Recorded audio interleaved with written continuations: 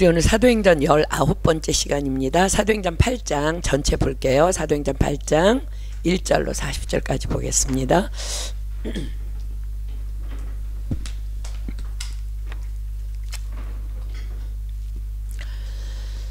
사도행전 8장 1절로 40절까지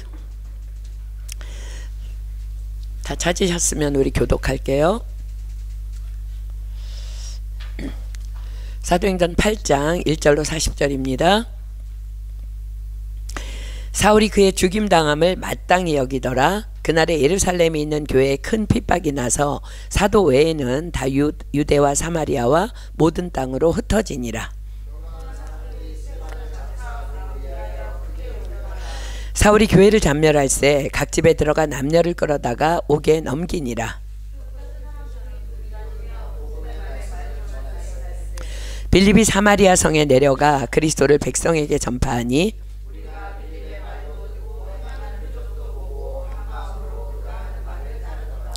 많은 사람에게 붙었던 더러운 귀신들이 크게 소리를 지르며 나가고 또 많은 중풍병자와 안진뱅이가 나으니 그 성에 시몬이라 하는 사람이 전부터 있어 마술을 행하여 사마리아 백성을 놀라게 하며 자칭 큰 자라 하니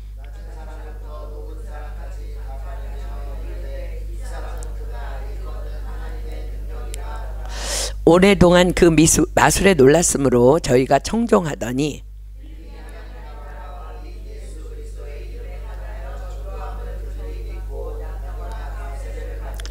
시몬도 믿고 세례를 받은 후에 전심으로 빌립을 따라다니며 그 나타나는 표적과 큰 능력을 보고 놀라니라.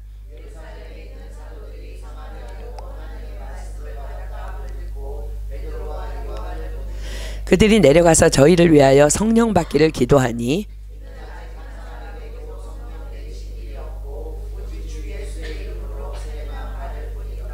이에 두 사도가 저희에게 안수하며 성령을 받는지라.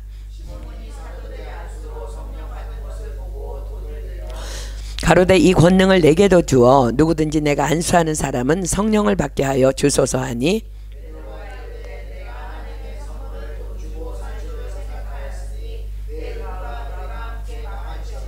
하나님 앞에서 내 마음이 바르지 못하니 이 도에는 내가 관계도 없고 분깃될 것도 없느니라.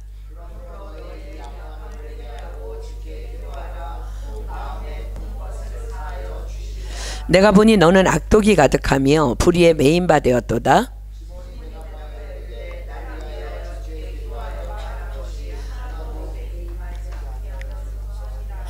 두 사도가 주의 말씀을 증거하여 말한 후 예루살렘으로 돌아갈새 사마리아인의 여러 촌에서 복음을 전하니라.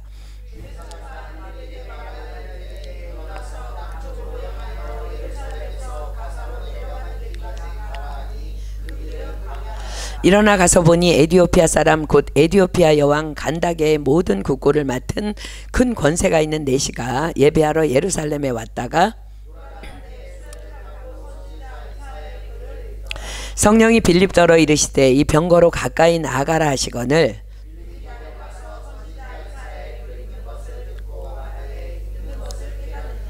대답하되 지도하는 사람이 없으니 어찌 깨달을 수 있느냐 하고 빌립을 청하여 병거에 올라 같이 앉으라 하니라.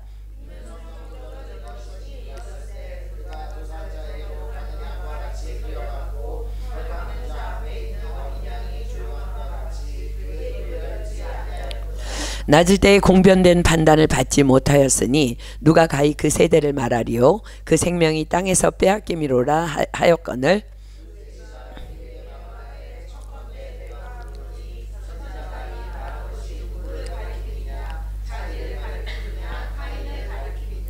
빌립이 입을 열어 이 글에서 시작하여 예수를 가르쳐 복음을 전하니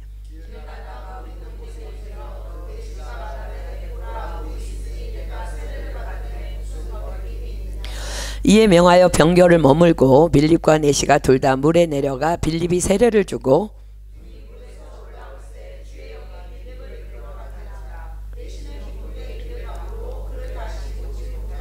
함께 있습니다. 빌립은 아소도에 나타나 여러 성을 지나다니며 복음을 전하고 가이사랴에 이르니라. 아멘. 자, 이제 8장부터는 초대 8장부터 이제 초대교회는 선교의 중심지가 예루살렘에서 예루살렘 밖으로 이전되기 시작하는 전환점을 맞이하기 시작합니다. 스데반의 죽음과 교회에 밀어닥친 커다란 박해로 말미암아 그리스도인들은 사방으로 흩어지고 교회의 성격은 모이는 교회에서 이제 세계 선교를 향해 흩어지는 교회의 모습으로 탈바꿈하기 시작합니다. 자, 이제 본문으로 들어갈게요. 1절부터 봅니다. 오늘 이제 다 마치지는 못하고 할 수 있는 만큼 하겠습니다. 사울이 그의 죽임 당함을 마땅히 여기더라. 그날에 예루살렘에 있는 교회에 큰 핍박이 나서 사도 외에는 다 유대와 사마리아와 모든 땅으로 흩어지니라. 자, 사울이 그의 죽임 당함을 마땅히 여기더라. 사울이라는 청년이 다시 등장하죠. 이 사울이 누구인지 회심한 바울이 유대인들을 향해 자신을 이렇게 소개합니다. 사도행전 22장 3절로 갑니다. 사도행전 22장 3절. 사도행전 22장 3절입니다. 회심한 사도 바울이 유대인들을 향해서 자기를 소개합니다.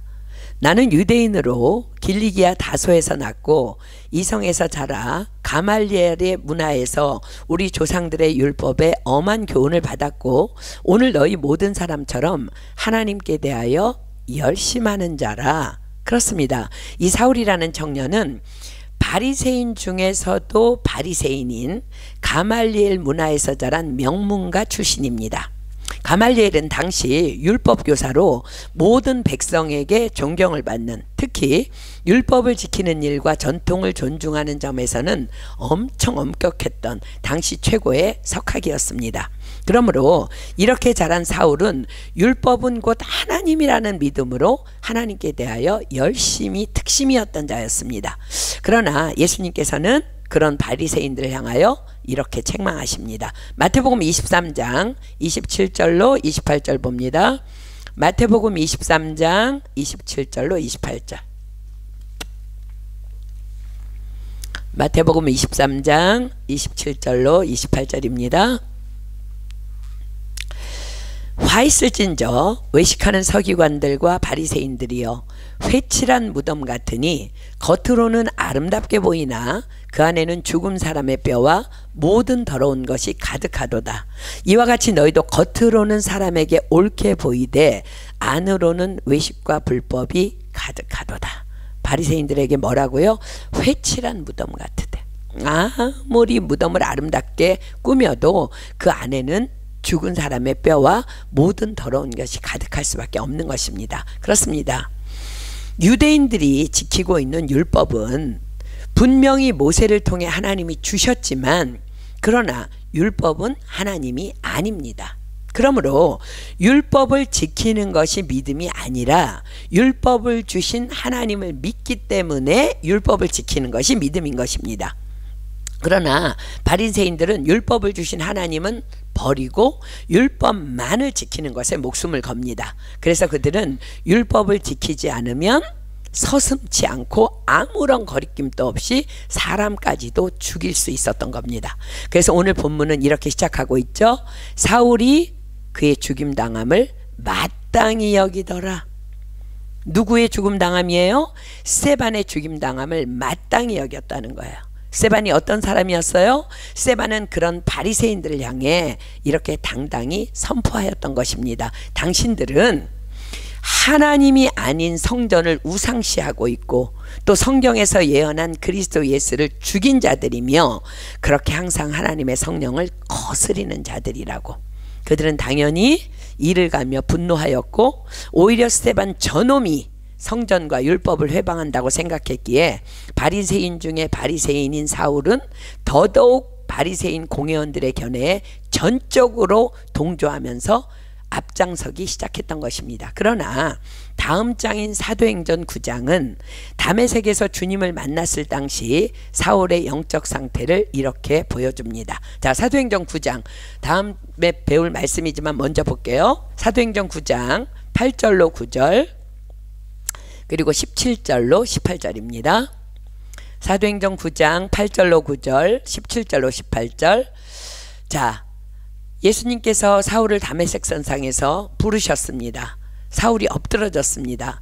사울이 땅에서 일어나 눈은 떴으나 아무것도 보지 못하고 사람의 손에 이끌려 다메섹으로 들어가서 사흘 동안을 보지 못하고 식음을 전폐하니라. 17, 18절입니다. 아나니아가 떠나 그 집에 들어가서 그에게 안수하여 가로되 형제 사울아 주 곧 내가 오는 길에서 나타나시던 예수께서 나를 보내어 너로 다시 보게 하시고 성령으로 충만하게 하신다 하니 즉시 사울의 눈에서 비늘 같은 것이 벗어져 다시 보게 된지라 일어나 세례를 받고. 자, 아나니아가 안수하니까 즉시 어떻게 되었다고요? 사울의 눈에서 비늘 같은 것이 벗어져서 다시 보게 되었답니다. 무슨 말씀이에요? 그렇습니다. 사울을 포함한 바리새인들의 눈은 보아도 보지 못하는 율법이라는 우상에 가리워진 상태에 있었음을 말씀하고 계십니다. 자, 이사야 선지자가 예언합니다. 이사야 44장 18절. 이사야 44장 18절입니다. 구약성경 이사야 44장 18절. 이사야 44장 18절. 그들이 알지도 못하고 깨닫지도 못함은 그 눈이 가리워져서 보지 못하며 그 마음이 어두워져서 깨닫지 못함이라. 자, 그렇다면 여러분 보지 못하게 하는 그 배후에는 누가 있을까요? 그렇습니다. 사단마귀입니다. 자, 고린도후서 4장 3절로 4절 갑니다. 고린도후서 4장 3절로 4절. 고린도후서 4장 3절로 4절입니다. 고린도후서 4장 3절로 4절. 만일 우리 복음이 가리웠으면 망하는 자들에게 가리운 것이라 그 중에 이 세상 신이 사단마귀죠. 믿지 아니하는 자들의 마음을 혼미케 하여 그리스도의 영광의 복음의 광채가 비추지 못하게 함이니 그리스도는 하나님의 형상이니라. 왜 가리웠다고요? 지금 사도 바울의 눈도 바리새인 눈도 왜 가리웠다고요? 이 세상 신이 믿지 아니하는 자들의 마음을 혼미케 하였기 때문에 그들의 눈이 가리워졌다는 거예요. 자, 사랑하는 여러분, 우리는요 정말 많은 경우 세상에 어떻게 이런 일이 있지? 라는 놀라움을 금치 못하게 하는 많은 폐륜적인 사례들을 매스컴을 통해 듣기도 하고 또 직접 가까이서 경험을 하기도 합니다. 지금은 귀국한 가정인데 수년 전에 우리 교회 어린 아들 둘을 데리고 열심히 믿음 생활을 하려고 몸부림치던 한 자매가 있었습니다.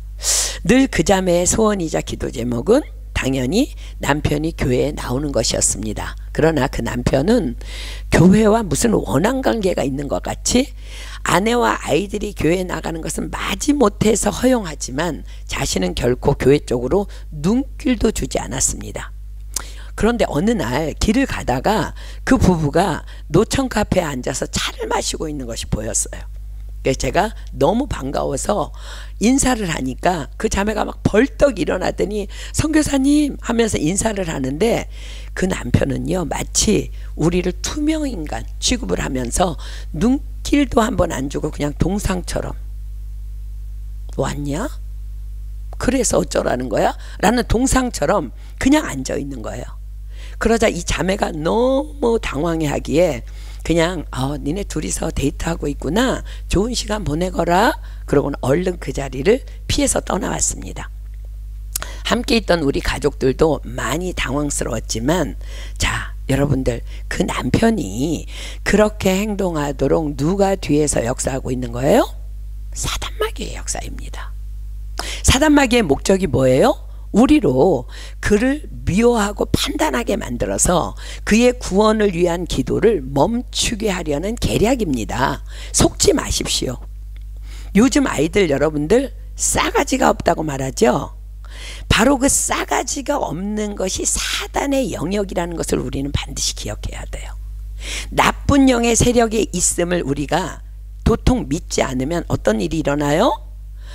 어떻게 저렇게 버르장머리 없는 녀석이 있어?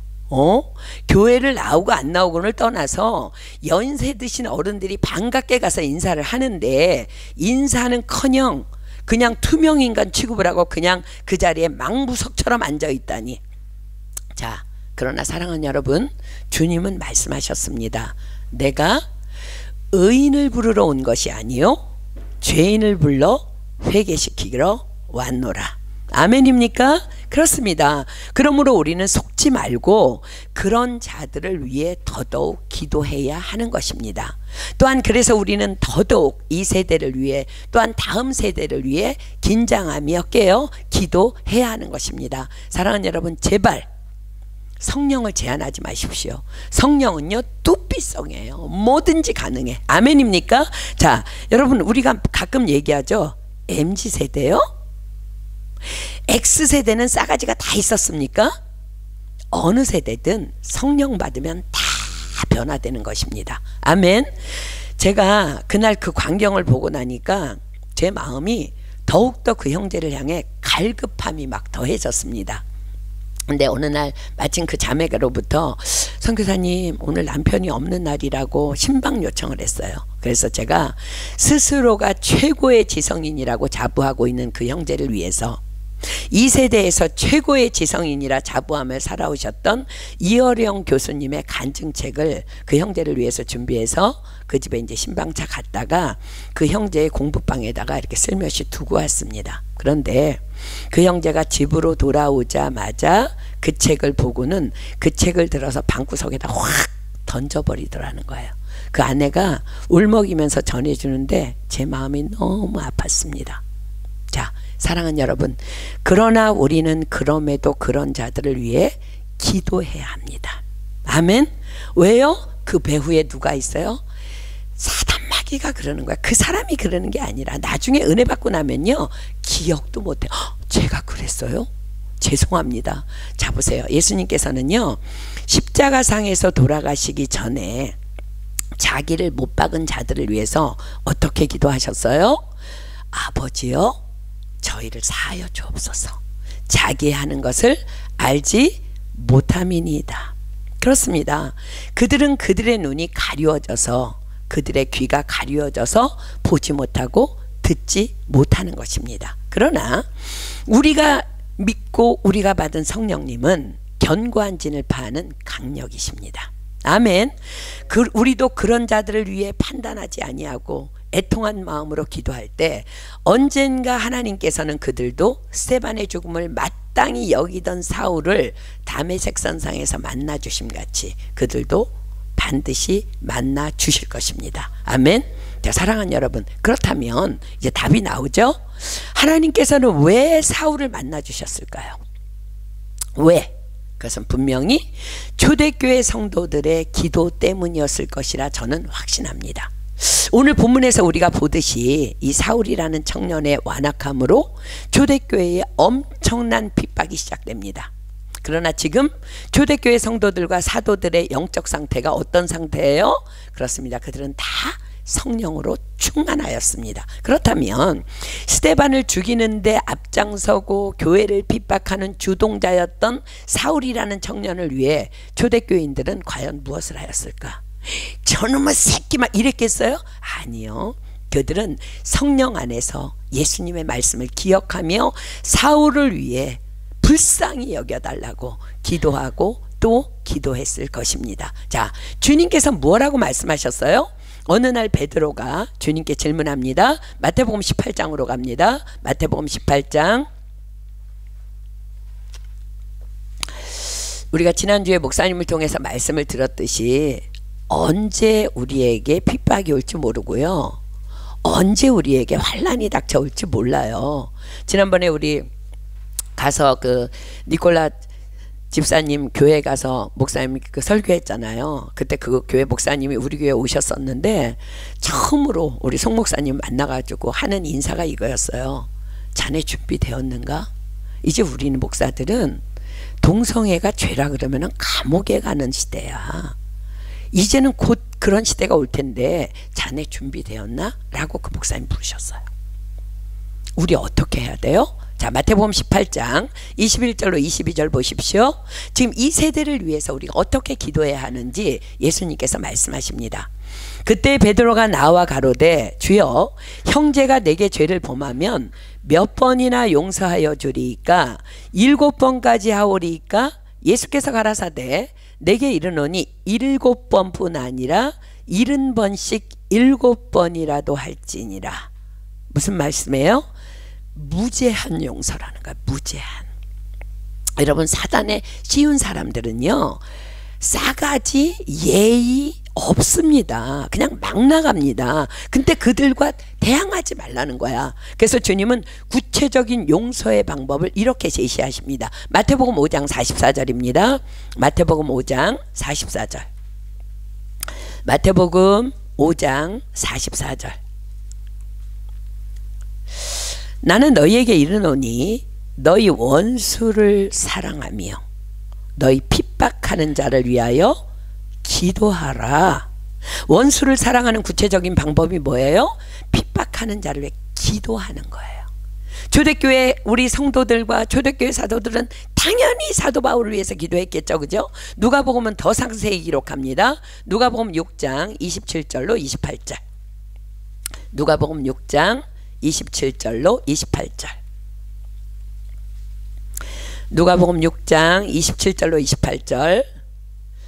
그러나 너희 듣는 자에게 내가 이르노니 너희 원수를 사랑하며 너희를 미워하는 자를 선대하며, 선대가 뭐예요? 선하게 대접하라는 거예요. 너희를 저주하는 자를 위하여 축복하며 너희를 모욕하는 자를 위하여 기도하라. 그렇습니다. 사도 바울의 회심은 초대교회 성도들의 기도의 열매였습니다. 혹 지금 여러분들도 어떤 비상식적이고 비윤리적인 사람을 위해서 기도하고 있습니까? 그들은 여러분들의 기도로 반드시 성령께서 만나 주시는 날이 도래할 것입니다. 아멘. 자, 다시 본문으로 갑니다. 1절 다시 볼게요. 사울이 그의 죽임 당함을 마땅히 여기더라. 그날에 예루살렘에 있는 교회에 큰 핍박이 나서 사도 외에는 다 유대와 사마리아와 모든 땅으로 흩어지니라. 자, 어떤 큰 핍박이 일어났어요? 본문 3절 먼저 볼게요. 본문 3절에 뭐라고 기록해요? 사울이 교회를 잔멸할 새 싹 쓸어버리겠다는 거야. 교회를 각 집에 들어가 남녀를 끌어다가 옥에 넘기니라. 이제 사울은 스데반의 죽음을 마땅히 여길 뿐 아니라 교회와 그리스도인들을 적극적으로 핍박하기 시작합니다. 그는 예루살렘에 있는 교회를 잔멸하기 위해서 각 집에 들어가서 예수 믿는 모든 남녀를 끌어다가 옥에 넘깁니다. 자, 당시의 집은 곧 교회였습니다. 초대교회들은 다 가정교회식으로 예배를 드렸기 때문에 사도 바울이 어느 집이든지 들어가서 예배 드리는 자들 다 잡아들였다는 거예요. 사도들만을 핍박해서는 교회를 잔멸할 수 없음을 사울이 알았던 거예요. 샅샅이 가택수색을 해서 그리스도인의 뿌리까지 뽑겠다는 거예요. 그는 예수 믿는 사람들을 핍박하는 것이 하나님을 위하는 열심이라고 믿었던 거예요. 그래서 훗날 사도 바울은요 이렇게 고백합니다. 디모데전서 1장 13절입니다.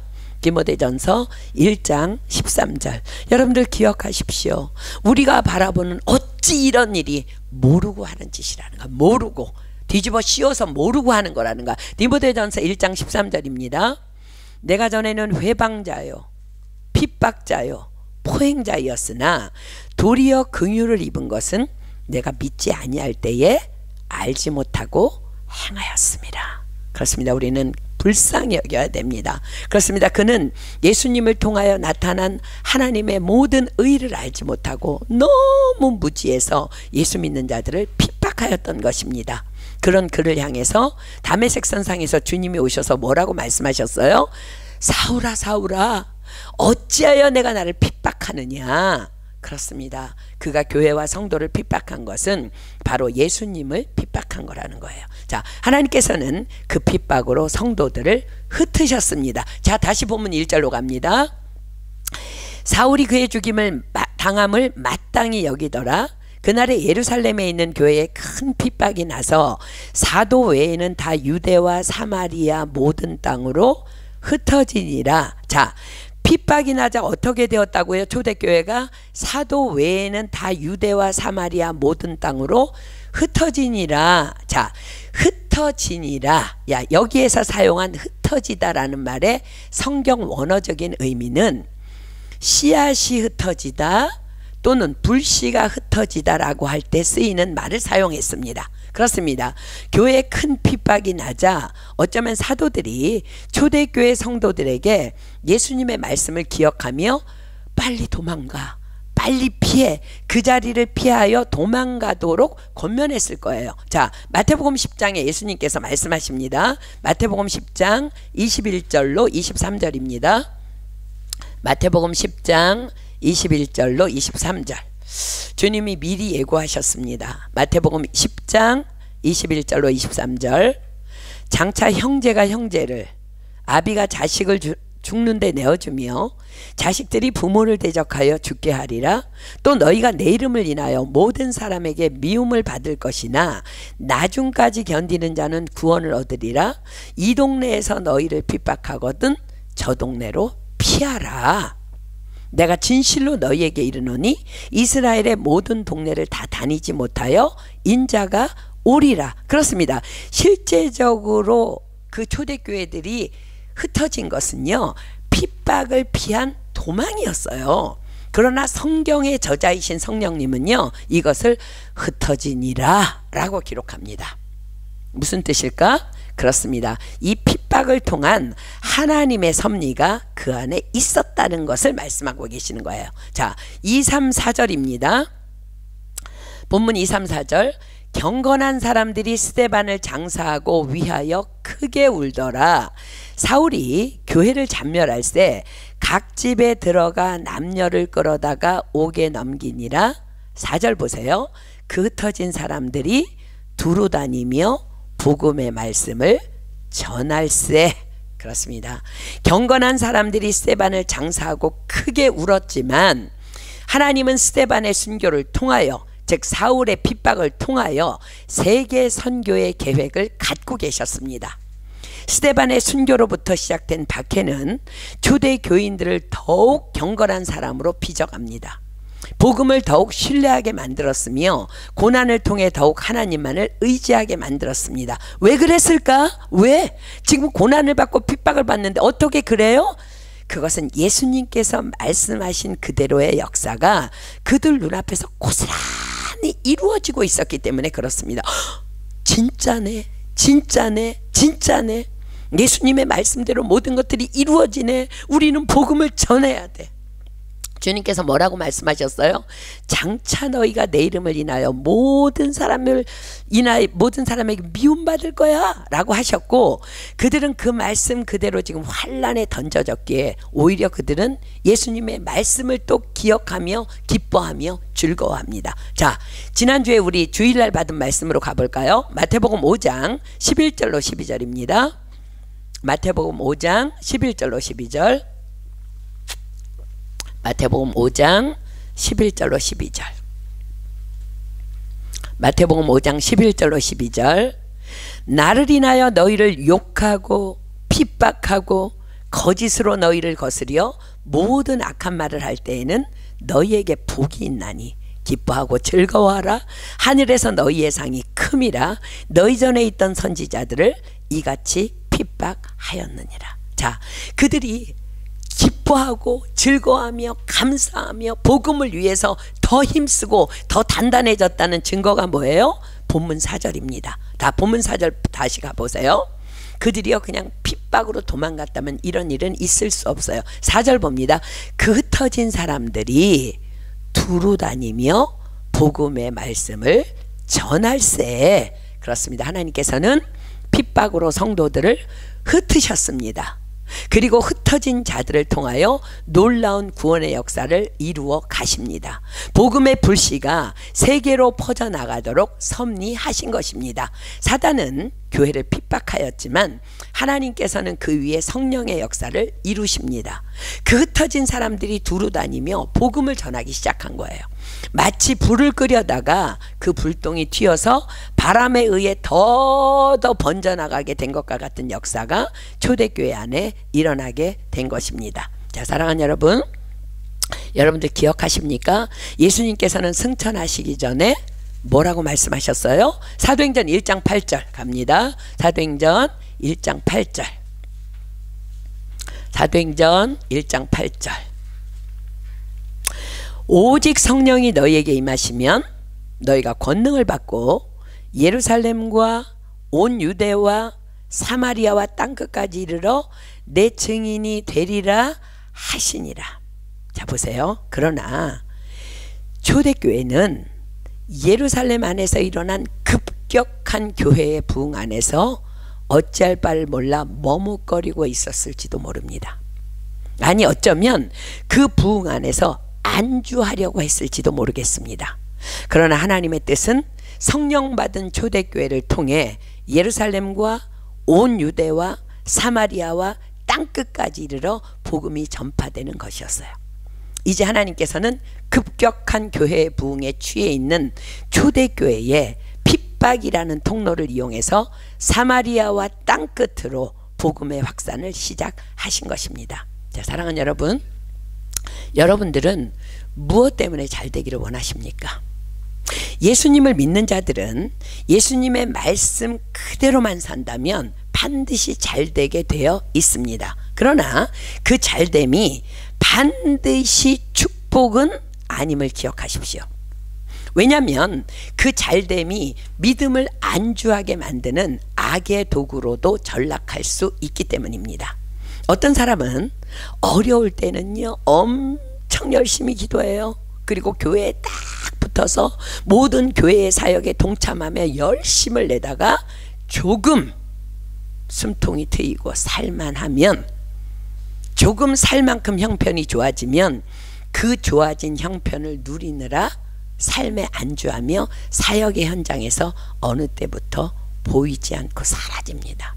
그러나 주님께서는 우리에게 이미, 우리의 체질을 아시는 주님께서는 이미 경고하셨습니다. 신명기 8장으로 갑니다. 신명기 8장 11절로 14절 그리고 19절입니다. 구약성경 신명기 8장 11절로 14절 그리고 19절 볼게요. 신명기 8장, 구약성경 신명기 8장 11절로 14절 19절입니다. 내가 오늘날 내게 명하는 여호와의 명령과 법도와 규례를 지키지 아니하고 내 하나님 여호와를 잊어버리게 되지 않도록 삼갈지어다. 내가 먹어서 배불리고 아름다운 집을 짓고 거하게 되며 또 내 우양이 번성하며 내 은금이 증식되며 내 소유가 다 풍부하게 될 때에 두렵건대 내 마음이 교만하여 내 하나님 여호와를 잊어버릴까 하노라. 19절 봅니다. 내가 만일 내 하나님 여호와를 잊어버리고 다른 신들을 쫓아 그를 섬기며, 다른 신이 뭐예요? 하나님 외에 지금 누리고 있는, 내가 누리고 있는 부요함들, 신들을 쫓아 그들을 섬기며 그들에게 절하면 내가 너희에게 증거하노니 너희가 정령히 멸망할 것이라.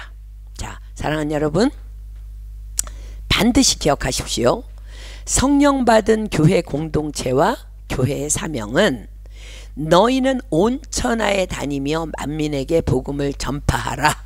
그렇습니다. 오직 세계선교입니다. 그러므로 성령 받은 우리 개인이나 교회 공동체의 잘됨은 왜 잘됨이에요? 다만 그것으로 세계선교를 이루기 위한 잘됨인 것입니다. 교회의 타락이나 분열은 언제나 부요함에서 비롯됩니다. 그래서 교회의 재정은 언제나 부족한 것이 복입니다. 아무리 큰 교회라 할지라도 선교에 올인하는 교회는 늘 재정이 부족합니다. 그러나 영적으로는 너무 건강합니다. 왜요? 재정을 또 재능을 모두 다 선교에 흘려보내기 때문입니다. 우리 미국의 본교회가 바로 그 모델입니다. 우리가 그 은혜교회 뿌리에 붙어 있다는 것은 얼마나 축복인지 몰라. 우리도 작은 교회이지만 늘 선교에 힘쓰고 있기 때문에 언제나 부족하지만 또 언제나 모든 곳에 풍성함을 누리고 있습니다. 아멘. 그렇습니다. 하나님께서는 초대교회 안에 일어난 급격한 교회 부흥을 통한 내적 위험성을 사전에 방지하기 위해 핍박이라는 도구를 사용하시어 그들을 사마리아와 이방 땅으로 흩으신 것입니다. 그러나 사도들은 그 핍박 중에도 죽으면 죽으리라 교회를 지키기 위해 예루살렘에 남게 됩니다. 그렇습니다. 하나님께서는 흩어진 평신도를 통해, 여러분들을 통해 놀라운 세계 선교를 이루어 가신 거예요. 그래서 사도행전적인 교회는 평신도가 사역하는 교회인 것입니다. 자, 다시 4절로 갑니다. 본문 4절. 그 흩어진 사람들이 두루 다니며 복음의 말씀을 전할새 빌립이 사마리아 성에 내려가 그리스도를 백성에게 전파하니. 자, 성도들이 흩어질 때 빌립은 사마리아 성으로 내려갑니다. 초대교회의 7집사 가운데 한 사람인 빌립은 그곳에서 그리스도를 전파합니다. 아마도 빌립은 핍박으로 인한 흩어짐 가운데서 예수님께서 말씀하신 사마리아와 땅끝까지 이르러 내 증인이 되리라 하신 그 말씀을 기억하고, 아, 우리가 이것을 잊고 있었네, 우리가 안주했구나 하며 그리로 가지 않았을까 유추해 봅니다. 순종하여 사마리아로 간 빌립에 의해 사마리아 전도가 이루어지게 된 것입니다. 빌립 그는 기억하십니까? 헬라파 유대인임을 우리는 기억합니다. 사마리아는 한때 북왕국 이스라엘의 수도로서 부귀영화를 누리던 지역이었어요. 그러나 하나님을 저버리고 우상숭배의 도성으로 전락하면서 아수르의 침공으로 사마리아는 완전히 점령당합니다. 아수르는요, 어떤 정책을 썼냐면 점령당한 사마리아 주민들을 강제로 다른 곳으로 이주시키고 또 다른 지역의 주민들을 사마리아로 이주시켜서 혈통을 혼합시키는 방식으로 사마리아인들의 혈통과 종교를 완전히 말살시켜버립니다. 그러니까 다 섞여버린 거야. 이제는 순수 혈통이 아닌 거야. 당연히 그렇기 때문에 언어도 히브리어로의 소통은 어려운 그런 지역이 되어버렸을 것입니다. 그로 인해 유대인들은 순수 혈통을 잃어버린 사마리아인들을 경멸하며 이방인 취급을 해오기를 지금까지 이루고 있는 거예요. 사마리아는 갈릴리에서 예루살렘을 오고 가는 중간 지역에 위치해 있기 때문에 여행 중에 유대인들에게는 매우 중요한 지름길이었지만 더럽혀진 땅이라고 하여서 그 길을 피해서 며칠이 걸리더라도 먼 길을 돌아갈 정도로 유대인들에게 있어 그 땅은 철저한 이방 땅이었습니다. 그러나 우리는 그곳에 가서 복음을 전하셨던 예수님을 기억합니다. 자, 요한복음 4장으로 한번 가볼까요? 요한복음 4장 3절로 4절입니다. 요한복음 4장 3절로 4절. 요한복음 4장 3절로 4절입니다. 유대를 떠나사 다시 갈릴리로 가실새 사마리아로 통행하여야 하겠는지라. 그렇습니다. 예수님께서는 그 길을 피해 돌아갈 이유가 없으신 분이십니다. 오히려 그 지역을 반드시 들어가셔야만 했습니다. 왜요? 인생의 목마른 한 여인을 만나기 위함이셨습니다. 예수님께서는 의도적으로 사마리아 성으로 들어가셔서 우물가에서 그 여인을 기다리십니다. 그리고 그 여인이 우물가에 물을 길러 나오자 나에게 물을 좀 달라고 부탁하십니다. 그러자 그 여자가 어떻게 반응해요? 요한복음 4장 9절 보세요. 사마리아 여자가 가로되 당신은 유대인으로서 어찌하여 사마리아 여자 나에게 물을 달라 하나이까 하니 이는 유대인이 사마리아인과 상종치 아니함이러라. 그러자 주님은 말씀하십니다. 우리 한번 그 장면으로, 오늘 빌립의 사마리아 전도하고 너무 관련이 있기 때문에 이 장면으로 우리 가보겠습니다. 요한복음 4장 10절로 19절 보겠습니다. 요한복음 4장 10절로 19절. 예수께서 가라사대, 대답하여 가라사대, 내가 만일 하나님의 선물과 또 내게 물 좀 달라 하는 이가 누구인지 알았다면 내가 그에게 구하였을 것이요 그가 생수를 내게 주었으리라. 여자가 가로되 주여 물기를 그릇도 없고 이 우물은 깊은데 어디서 이 생수를 얻겠삼나이까. 우리 조상 야곱이 이 우물을 우리에게 주었고 또 여기서 자기와 자기 아들들과 짐승이 다 먹었으니 당신이 야곱보다 더 크니까. 예수께서 대답하여 가라사대 이 물을 먹는 자마다 다시 목마르려니와 내가 주는 물을 먹는 자는 영원히 목마르지 아니하리니 나의 주는 물은 그 속에서 영생하도록 솟아나는 샘물이 되리라. 여자가 가로되 주여 이런 물을 내게 주사 목마르지도 않고 또 여기 물길러 오지도 않게 하옵소서. 가라사대 가서 내 남편을 불러오라. 여자가 대답하여 가로되 나는 남편이 없나이다. 예수께서 가라사대 내가 남편이 없다 하는 말이 옳도다. 내가 남편 5이 있었으나 지금 있는 자는 내 남편이 아니니 내 말이 참되도다. 여자가 가로되 주여 내가 보니 선지자로소이다. 자, 사랑하는 여러분, 이 여인이 비록 이런 환경 속에 살아가고 있었지만 그러나 진짜 이 여인이 목말라 했던 갈급함은 남편이 아니었습니다. 그럼 무엇이었을까요? 그렇습니다. 그는 그 혈통적으로 종교적으로 짓밟히던 땅에서 예배를 사모하며 오실 메시아를 사모하며 갈망하고 있던 한 여인, 그 한 사람, 바로 주님은 그 여인을 친히 찾아가 만나 주셨던 것입니다. 자, 이 여인의 갈망을 한번 보겠습니다. 요한복음 4장 20절로 26절 다시 봅니다. 계속 볼게요. 우리 조상들은 이 산에서 예배하였는데, 보세요. 이 여인의 갈망이에요. 네 남편 데려와 이랬는데 이 여인이 이분이 선지자인 것을 깨닫고는 바로 예배에 대해서 질문합니다. 우리 조상들은 이 산에서 예배하였는데 당신들의 말은 예배할 곳이 예루살렘에 있다 하더이다. 예수께서 가라사대 여자여 내 말을 믿으라. 이 산에서도 말고 예루살렘에서도 말고 너희가 아버지께 예배할 때가 이르리라. 너희는 알지 못하는 것을 예배하고 우리는 아는 것을 예배하노니 이는 구원이 유대인에게 남이니라. 아버지께 참으로 예배하는 자들은 신령과 진정으로 예배할 때가 오나니 곧 이때라. 아버지께서는 이렇게 자기에게 예배하는 자들을 찾으시느니라. 하나님은 영이시니 예배하는 자가 신령과 진정으로 예배할지니라. 여자가 가로되 메시아 곧 그리스도라 하시는 이가 오실 줄을 내가 아노니 그가 오시면 모든 것을 우리에게 고하시리이다. 예수께서 이르시되 내가 말하는 내가 그로라 하시니라. 네? 내가 그토록 사모하고 기다리던 메시아가 당신이라고요? 이 여인은요 그 순간 너무 놀라서 예수님도 물동이도 뒤로 하고 바로 동네로 달려갑니다. 자, 28절부터 봅니다. 30절까지 여자가 물동이를 버려두고 그 동네에 들어가서 사람들에게 이르되 나의 행한 모든 일을 내게 말한 사람을 와보라. 이는 그리스도가 아니냐 하니 저희가 동네에서 나와 예수께로 오더라. 자, 39절로 42절입니다. 쭉 내려와서 여자의 말이 그가 나의 행한 모든 것을 내게 말하였다 증거하므로 그 동네 중에 많은 사마리아인이 예수를 믿은지라. 사마리아인들이 예수께 와서 자기들과 함께 유하기를 청하니 거기서 이틀을 유하심에 예수의 말씀을 인하여 믿는 자가 더욱 많아 그 여자에게 말하되 이제 우리가 믿는 것은 내 말을 인함이 아니니 이는 우리가 친히 듣고 그가 참으로 세상의 구주이신 줄 알미라 하였더라. 그렇습니다. 사마리아는요 이미 예수께서 앞서 가셔서 복음의 씨를 뿌려놓은 땅이었습니다. 그렇습니다. 주님은 말씀하셨어요.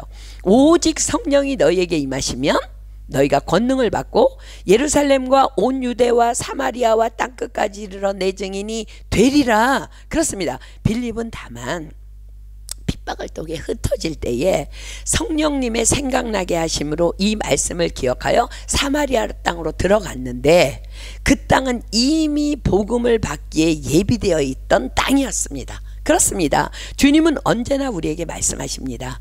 여호와 그가 내 앞서 행하시며 너와 함께 하사 너를 떠나지도 버리지도 아니하시리니 너는 두려워 말라 놀라지 말라. 자, 보십시오. 본문 5절로 가보세요. 본문 5절에 빌립이 사마리아 성에 내려가 그리스도를 백성에게 전파하니, 자 주목하십시오. 빌립이 전파한 것이 뭐였다고요? 그리스도입니다. 그냥 오직 그리스도만 전파한 거야. 그렇습니다. 그들 안에는 이미 이런 고백이 있었음을 우리는 보았어요. 그죠? 와 보라, 이는 그리스도가 아니냐. 사마리아 여인의 초청에 주님 앞에 나온 무리들이 뭐라고 고백했어요? 이제 우리가 믿는 것은 내 말을 인함이 아니니 이는 우리가 친히 듣고 그가 참으로 세상의 구주신 줄 알미니라. 그렇습니다. 이 준비된 땅에 빌립이 그리스도를 전하니 놀라운 일이 그 성에서 일어납니다. 그러니까 빌립은 한 게 하나도 없어. 그냥 순종해서 사마리아로 간 것뿐이야. 근데 놀라운 일이 6, 7, 8절 보세요. 본문에 일어납니다. 무리가 빌립의 말도 듣고 아무도 저항하지 않아. 복음에 무리가 빌립의 말도 듣고 행하는 표적도 보고 일심으로 그의 말하는 것을 쫓더라. 어찌 이런 일이 있어요? 성령께서 하시는 거예요. 오직 성령이 너희에게 임하시면 너희가 권능을 받고 증인이 되리라.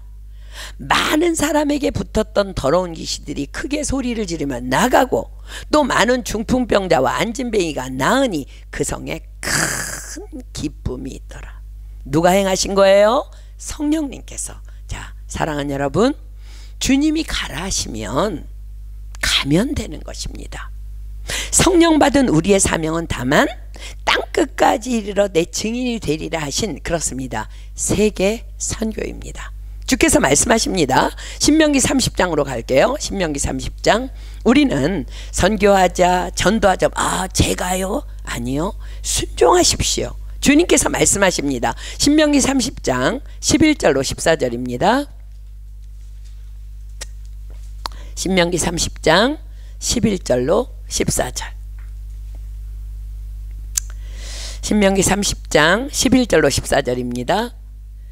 내가 오늘날 내게 명한 이 명령은 내게 어려운 것도 아니요 먼 것도 아니라 하늘에 있는 것이 아니니 내가 이르기를 누가 우리를 위하여 하늘에 올라가서 그 명령을 우리에게로 가지고 와서 우리에게 들려 행하게 할까 할 것이 아니요 이것이 바다 밖에 있는 것이 아니니 내가 이르기를 누가 우리를 위하여 바다를 건너가서 그 명령을 우리에게로 가지고 와서 우리에게 들려 행하게 할고 할 것도 아니니라. 오직 그 말씀이 내게 심히 가까워서 내 입에 있으며 내 마음에 있은즉 내가 이를 행할 수 있느니라. 아멘.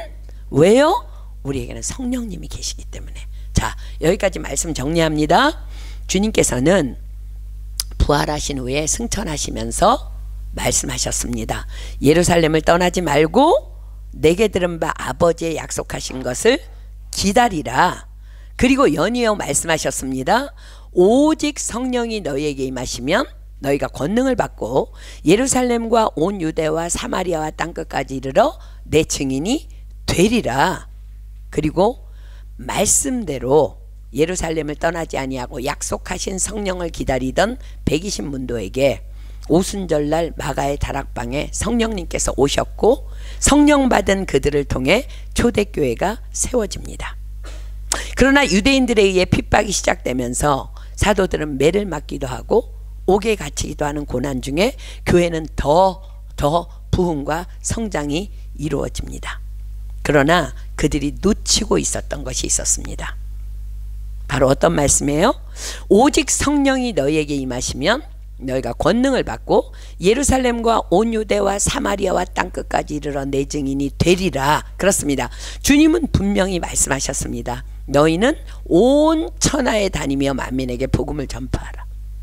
너희는 가서 모든 족속으로 제자를 삼아 아버지와 아들과 성령의 이름으로 세례를 주고 내가 너희에게 분부한 모든 것을 가르쳐 지키게 하라. 자, 보십시오.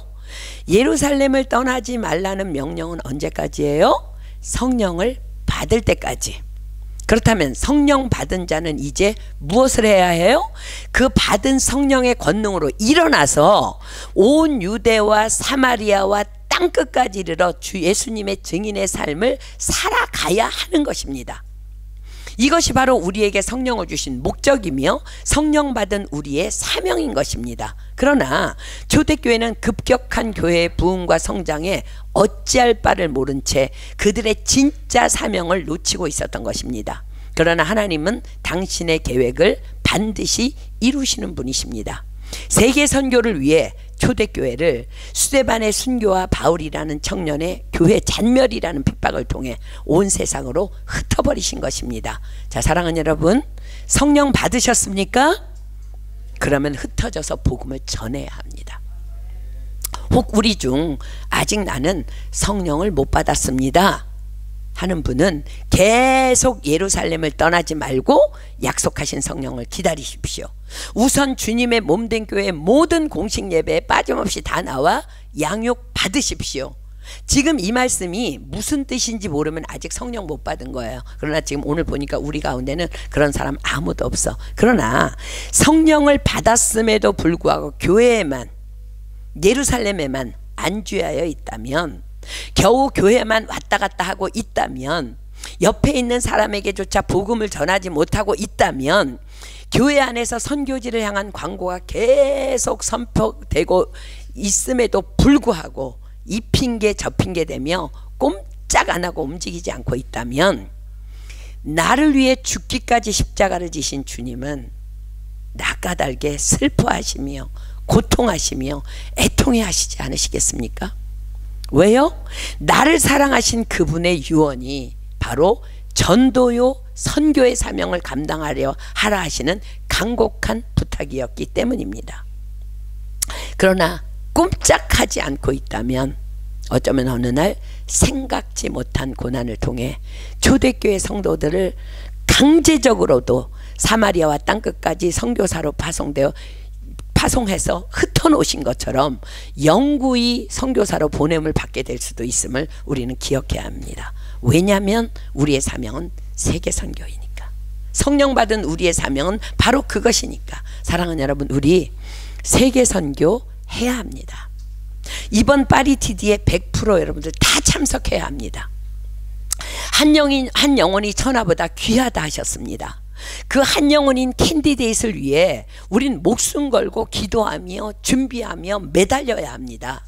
우리 교회는 한 달에 한 번씩 모로코를 방문하여 아프리카 유학생들을 말씀으로 양육하고 있습니다. 보내는 선교사로, 가는 선교사로 동참하십시오. 또한 우리 교회는 정기적으로 선교 주일 예배를 드리며 베르종 땅에 가서 말씀을 전하고 있습니다. 보내는 선교사로, 가는 선교사로 동참하십시오. 또한 우리 교회는 1년에 한 번씩 콩고 브라자빌에서 콩고 사랑의 불꽃 잔치를 열고 있습니다. 동참해야 합니다. 또한 터키와 동독 땅에서 열리는 사랑의 불꽃 잔치에도 달려가 팀 멤버로 헌신하셔야 합니다. 이토록 수많은 세계 선교를 위한 사역들이 바로 나를 위해 준비되어 있습니다. 주님은 약속하십니다. 무엇을 먹을까? 무엇을 마실까? 무엇을 입을까? 염려하지 마라. 이는 다 이방인들이 하는 거야. 공중에 나는 새를 보거라. 들의 백합화를 보거라. 그들은 농사도 짓지 아니하고 모아 창고에 들이지도 아니하지만 너희 천부께서 기르시나니 하물며 너희일까 보냐 믿음이 없는 자들아. 그러므로 너희는 먼저 그의 나라와 그의 의를 구하라. 그리하면 그 모든 것을 너에게 더하여 주시리라 약속하십니다. 내일 일은 내일이 염려할지니. 누가 하라고요? 내일 일은 내일이 염려하래요. 한날 괴로움은 그날에 족하니라. 그리고 약속하십니다. 겸손과 여호와를 경외함의 부흥은 재물과 영광과 생명이니라. 아멘. 우리 누가복음 12장 16절로 21절 찾습니다. 어느 날 예수님께서는요 제자들에게 이런 비유를 들어서 말씀하셨어요. 누가복음 12장 16절로 21절입니다. 주님께서 오늘 제자들이 아닌 저와 여러분을 향해 1대1로 말씀하십니다. 누가복음 12장 16절로 21절.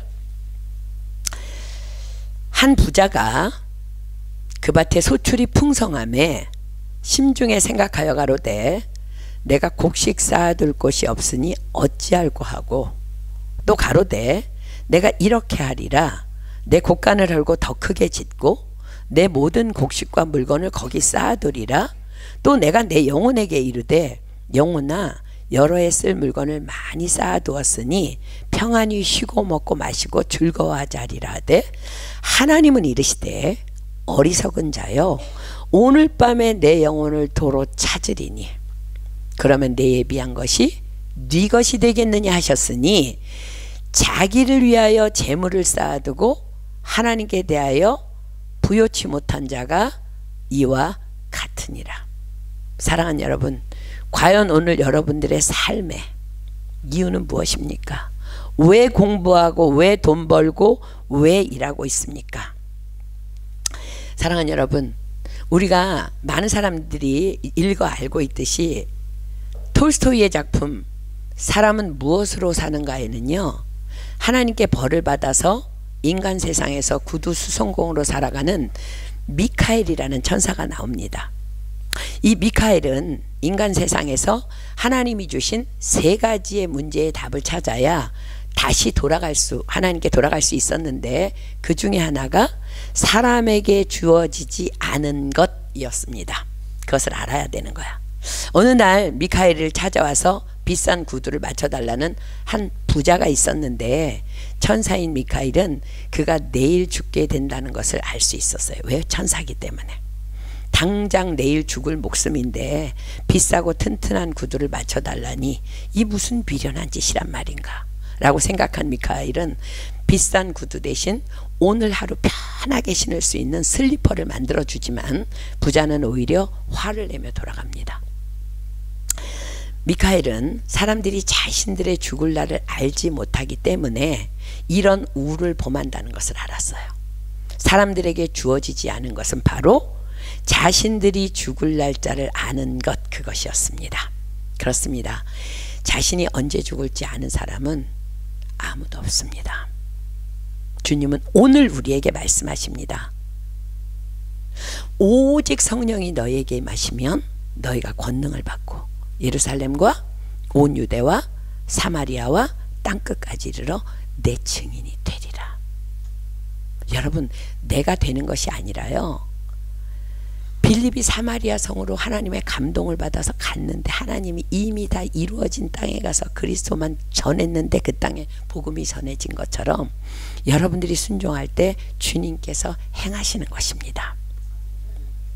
우리가 모로코 들어갈 때 저에게 그 그레이스 인카운터를 하면서 엄청난 영적 부담감이 있었어요. 야, 이거 처음 하는데, 이것도 불어로 하는데 이걸 어떻게 해야 되나. 근데 하나님은 가라 그러시니까. 근데요, 기도하는데 하나님이 여호와께 맡기면 내가 이루리라고 확증을 주셔서 준비는 하지만 그래도 걱정이 됐어요. 그러면서 또 한편 이런 마음이 들었어요. 제가 이제 우리 새벽기도 나온 몇몇 지체들이랑 나눴는데, 하나님, 그 모로코 땅에 그 학생들에게 우리가 가서 이 말씀을 2박 3일 전하는데 이게 뭐 그들에게 얼마나 될까요? 라고 하는데 하나님께서 말씀하셨어요. 한 알의 밀이 심기워서, 작은 한 알의 밀이 심기웠을 때 그 나무, 그 씨가 자라서 나무가 되어서 새들이 깃든다고. 너희는 그냥 가기만 하라는 거예요. 그래서 우리가 순종해서 그 땅을 밟았을 때 정말 하나님께서 예비해 놓은 영혼들에게 놀라운 일을 행하시는 것을 보면서 저희들 간 팀들이 더 은혜 받고 왔어요. 사랑하는 여러분, 기억하십시오. 여러분과 저희가 오늘 생명이 있는 것, 다만 세계 선교를 위함입니다. 아멘. 우리가 오늘 그것을 깨달을 때 한 영혼이 천하보다 귀한 것을 바라보면서 주변에 있는 영혼들을 위해서 우리가 목숨 걸고 기도하는 자들로 다 변화될 줄 믿습니다. 아멘. 우리 찬양하고 기도할게요. 아버지, 당신의 마음이 있는 곳에